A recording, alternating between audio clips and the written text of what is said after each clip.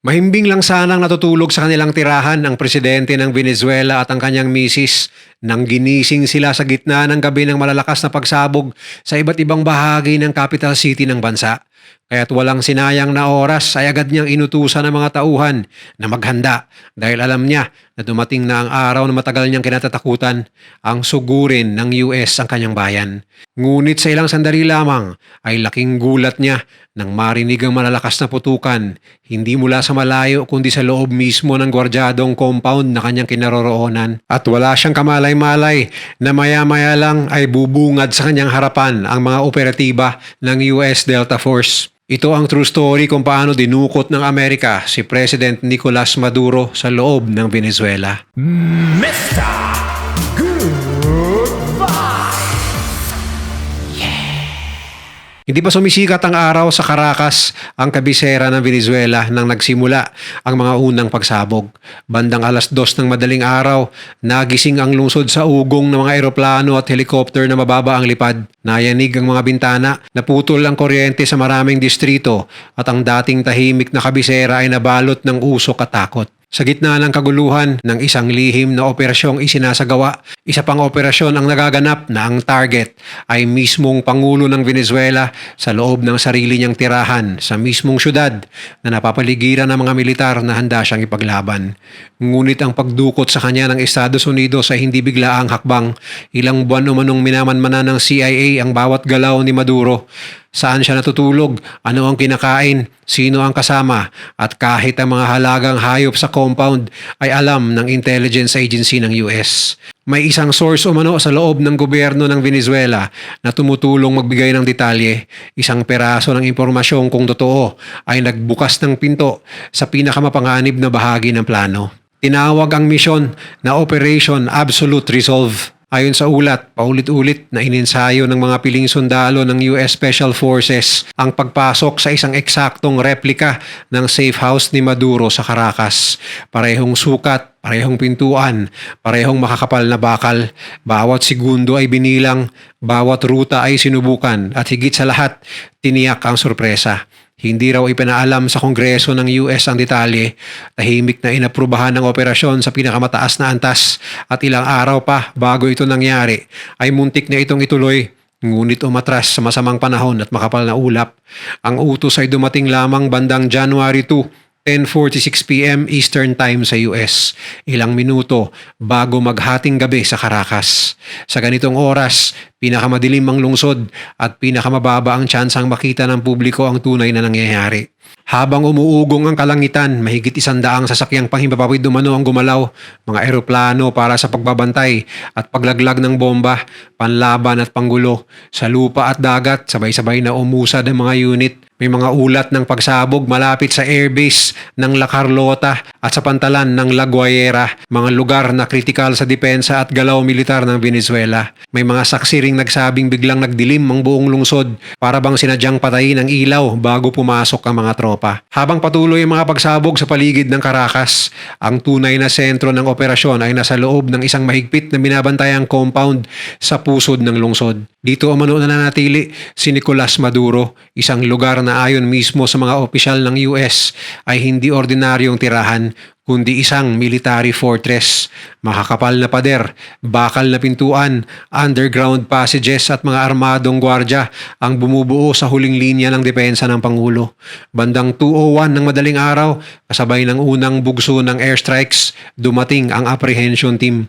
Mga piling sundalo ng Delta Force ang bumaba mula sa helicopter sa mababang lipad habang ang iba ay pumasok sa lupa gamit ang isang undisclosed na ruta. Ang timing ay eksakto habang nakatuon ang pansin ng militar ng Venezuela sa mga pagsabog sa mga base at pantalan.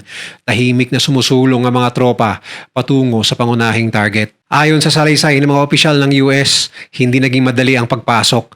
May putukan agad na sumalubong sa kanila. Ang ilan sa mga gwardiya ng compound ay nasa ready position. Senyales na may ideya ang loob na puwersa na may paparating na operasyon. Isa sa mga helicopter ang tinamaan ng bala, ngunit nanatili itong airborne. Isang kritikal na sandali na maaaring bumaliktad sa buong misyon kung bumagsak ang sasakyang panghipapawid. Sa lupa, ginamit ng mga tropa ang bilis at sorpresa. Ang mga pintuang idinisenyong hindi basta-basta masisira ay binuksan sa loob lamang ng ilang segundo. May dala silang blowtorch at breaching tools, handa para sa pinakamahirap na senaryo. Ayon sa report, malinaw ang utos, buhayin ang target kung maaari, iwasan ang labis na pinsala at tapusin ang operasyon bago mag-umaga. Sa loob ng compound, nagkawatak-watak ang depensa. Ang ilan sa mga gwardya ay umatras at ang iba'y nadisarmahan. Dito na umano nagtangkang tumakas si Maduro. Sa gitna ng kaguluhan, sinubukan niyang makarating sa isang safe room, isang silid na idinisenyo na kayang pigilin ang anumang paglusob at bombardment. Ngunit ayon sa pahayag ng US, hindi na siya nakarating doon dahil sa bilis ng pagkilos ng Delta Force operatives. Naharang na nila ito, ilang segundo na lang ang pagitan bago ito tuluyang makapasok roon.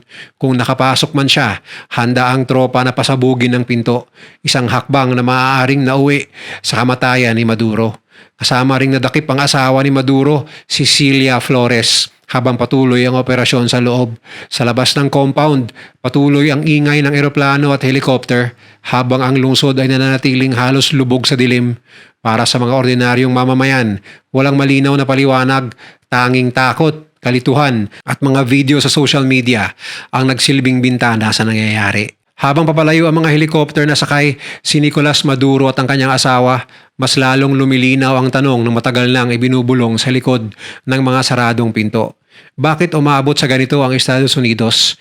Ang sagot ay hindi nagsimula nung gabing yon sa Caracas. Ito ay produkto ng mahigit isang dekadang tensyon, paratang at lihim na paghahanda. Noong maupo si Maduro bilang Pangulo noong 2013, minana niya ang isang bansang mayaman sa langis ngunit sugatan sa politika. Sa mga sumunod na taon, unti-unting nasira ang relasyon ng Venezuela at US. Sa pananaw ng Washington, si Maduro ay hindi lamang isang otoritaryong leader, siya ay bahagi ng mas malawak na network ng droga at narco-terrorism sa rehiyon. Ito ang linyang paulit-ulit na binigkas ng mga opisyal ng US, partikular na si Pangulong Donald Trump. Sa paglipas ng panahon, naging mas hayagan ang galaw ng Amerika. Nagpataw ng mabibigat na sanctions, kinilala ang oposisyon bilang lehitimong pamahalaan at nag-alok pa ng malaking gantimpala, umabot sa $50 million para sa impormasyong magdadala sa pag-aresto kay Maduro. Sa likod nito, tahimik namang lumalalim ang intelligence operations na tumagal ng ilang buwan, mga galaw, schedule at kahinaan ng seguridad sa loob mismo ng bansa. Sabay nito, lumaki ang presensya ng militar ng US sa Caribbean, isang aircraft carrier, dosenang barkong pandigma at libu-libong sundalo ang na-deploy sa rehiyon.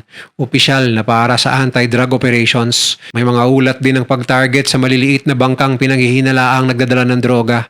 Para sa ilan, malinaw ang mensahe, unti-unting kinukubkub ang Venezuela, hindi sa lupa, kundi sa dagat at sa himpapawid. Sa loob ng gobyerno ni Maduro, lumalala rin ang tensyon. Ayon sa ilang source, mas dumepende ang Pangulo sa mga banyagang bodyguard, partikular mula sa Cuba. Senyales ng takot sa pagtataksil mula sa sariling hanay. At doon umano pumasok ang pinakamapanganib na elemento ng plano ng US. Isang source sa loob ng mismong sistema ng Venezuela. Kung totoo ito, nangangahulugan na ang pag-aresto ay hindi lang operasyon militar, kundi resulta din ng panloob na pagkawatak-watak sa mga opisyal ng Venezuela. Tulad ng inaasahan, maraming Venezuelans ang hindi pabor at tumalikod kay Nicolas Maduro, mapa-opisyal man o simpleng mamamayan dahil sa matagal na krisis na sinisi sa kanyang pamumuno. Para sa kanila, nasira ang ekonomiya dahil sa maling pamamahala, korupsyon at labis na pagdepende sa langis. Bumagsak ang halaga ng pera, kumalat ang kakulangan sa pagkain at gamot at milyon ang napilitang lumikas. May mga opisyal ding nagsasabing ginamit ang militar at hudikatura para patahimikin ang oposisyon at manatili sa kapangyarihan. Sa kanilang pananaw, ang pagkatanggal kay Maduro ay paraan para maibalik ang tiwala, reforma at normal na pamumuhay sa bansa. Sa Washington naman, hindi rin nag-iisa ang pananaw. Maraming mambabatas ang nagulat at nagalit ng malaman ang operasyon matapos na itong magsimula. Para sa kanila, delikado ang pag-aresto sa isang nakaupong leader ng ibang bansa nang walang pahintulot ng Kongreso. Ngunit sa panig ng administrasyon, malinaw ang rason. Kapag may masyadong maraming nakakaalam, mas malaki ang tsansang mabigo ang misyon. Sa puntong ito, malinaw na ang Operation Absolute Resolve ay hindi basta-bastang desisyon ng isang gabi. Isa itong dulo ng mahabang kadena ng paratang, lihim na galaw at politikal na banggaan. Isang operasyong maaaring magbukas ng bagong yugto sa pandaigdigang relasyon o magpasiklab ng mas malawak na krisis. Makalipas ang halos 4 na oras mula nang magsimula ang operasyon, tuluyan ang umalis sa himpapawid ng Venezuela ang mga helicopter. Nasakay si Maduro at ang kanyang asawa. Bandang 4:20 ng umaga sa Caracas, tapos na ang misyon. Halos 1 oras ang makalipas, inanunsyo na ni President Donald Trump sa buong mundo ang pagkadakip. Sa isang maikling pahayag, iginiit niyang haharap si Maduro sa buong bigat ng hustisya ng Amerika. Para sa Amerika, malinaw ang mensahe. Tapos na ang mga babala, tapos na ang parusa sa papel dahil dinaanan nila sa aksyon sa pamamagitan ng pagdukot kay Maduro sa loob mismo ng kanyang bansa. Matatanda ang sa gitna ng tensyon, hayagan pang hinamo ni Maduro si Donald Trump at sinabi niyang kung gusto niyo akong hulihin, pumunta kayo rito at kunin ninyo ako. Paulit-ulit niyang ipinakita ang kumpiyansa at panunuyang tono na para sa mga kritiko ay lalong nagbunsod ng galit at pagkakahati. Sa kanilang pananaw, ang pagkapatalsik kay Maduro ay paraan para maibalik ang tiwala, reforma at normal na pamumuhay sa Venezuela. Ngunit agad ding umani ng matitinding reaksyon ng ginawa ng US. Sa Latin America, maraming leader ang nagpahayag ng pagkabahala. May mga nagsasabing ito ay isang mapanganib na president, isang banyagang kapangyarihan na basta na lamang pumasok sa soberanong bansa at dakbin ng nakaupong leader. Para sa kanila, kahit pa may mga paratang laban kay Maduro, ang ganitong hakbang ay maaaring magbukas ng pinto sa mas magulong mundo kung saan ang lakas militar ang nagiging pamalit sa diplomasya. Sa loob mismo ng Estados Unidos, hati rin ang reaksyon, may mga pumuri sa bilis at tapang ng operasyon. Ngunit marami rin ang nagtanong, may malinaw bang plano kung ano ang susunod? Para sa mga kritiko, ang lihim na operasyon ay hindi lamang isyu ng seguridad, kundi ng konstitusyon at pananagutan. Sa Venezuela naman, halos sabay-sabay ang takot at galit.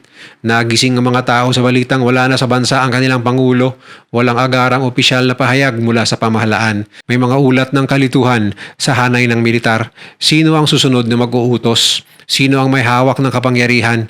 Sa ilang lugar may pangambang sumiklab ang kaguluhan o paghihiganti. Dinala si Maduro sa New York upang harapin ang mga kasong matagal nang nakabinbin, drug trafficking, pakikipagsabuatan sa mga armadong grupo at iba pang paratang na ilang taon nang itinatanggi ng kanyang kampo. Para sa US Department of Justice, ito ang rurok ng isang mahabang investigasyon. Para sa kanyang mga taga-suporta, isa itong pagdukot na walang legal na batayan. Habang umiinit ang debate, unti-unting lumalabas ang mas malalim na tanong. Ano ang mangyayari sa Venezuela kung wala ang leader nito? May papalit ba agad? Magkakaroon ba ng pansamantalang gobyerno o mauuwi ito sa mas malaking krisis? At higit sa lahat, ligtas ba ang rehiyon mula sa posibleng ganting hakbang ng mga kaalyado ni Maduro? Lalo pang nalito ang mga mamamayan ng biglang naiulat na umalis ng bansa si Vice President Delcy Rodriguez at sumibat sa Russia sa oras ng krisis. Isang paglalakbay na nagdagdag ng komplikasyon sa sitwasyon ng bansa at nagpaigting ng spekulasyon tungkol sa kawalan ng malinaw na pamumuno sa gitna ng kaguluhan. Sa paglipas ng mga oras matapos ang pag-aresto, unti-unting lumilitaw ang mas malalim na tanong na hindi agad sinasagot ng mga press conference at opisyal na pahayag. Talaga bang hustisya lang ang dahilan ng operasyong ito o may mas malawak na interes na nakataya? Sa likod ng mga paratang ng droga at terorismo, isang salitang paulit-ulit na binabanggit ng mga analista, langis. Ang Venezuela ay may isa sa pinakamalaking oil reserves sa buong mundo. Sa kabila ng paghihirap ng ekonomiya at pagbagsak ng produksyon, nananatili itong strategic prize sa pandaigdigang merkado ng enerhiya. Sa loob ng maraming taon, sinubukan ng US na putulin ang kita ng gobyerno ni Maduro sa pamamagitan ng sanctions. Ngunit may hangganan ang bisa nito. Para sa ilang kritiko, ang pag-aresto ay hindi lamang tungkol sa isang tao, kundi tungkol sa muling paghubog ng kapangyarihan sa isang bansang may mahalagang yaman. May mga nagsasabi rin na ang timing ay hindi aksidente. Sa gitna ng global instability, digmaan, tensyon sa supply ng enerhiya at pagtaas ng presyo, ang kontrol at impluensya sa isang oil-rich nation ay may bigat na lampas sa moral na argumento. Hindi ito hayagang inaamin ng Washington, ngunit hindi rin ito tuluyang maikakaila sa mata ng mga nagmamasid. Sa panig ng mga taga-suporta ng operasyon, malinaw ang paninindigan. Matagal na raw lumabag sa batas si Maduro at ang pagkakaantala ng hustisya ay nagpalakas lamang sa kanya. Para sa kanila, ang pagpasok sa Venezuela at pag-aresto sa loob mismo ng kanyang tirahan ay simbolo na wala nang ligtas na kanlungan ng mga lider na inaakusahan ng malalaking krimen. Isang mensahe raw ito sa buong mundo. Ngunit sa kabilang panig, mas mabigat ang pangamba kung pinapayagan ang ganitong hakbang laban sa isang bansa ngayon. Sino ang susunod bukas? Para sa maraming maliliit na bansa, ang operasyong ito ay paalala ng isang lumang takot na sa oras na sumalungat ka sa interes ng mas makapangyarihan, maaaring burahin ang iyong soberanya sa isang gabi.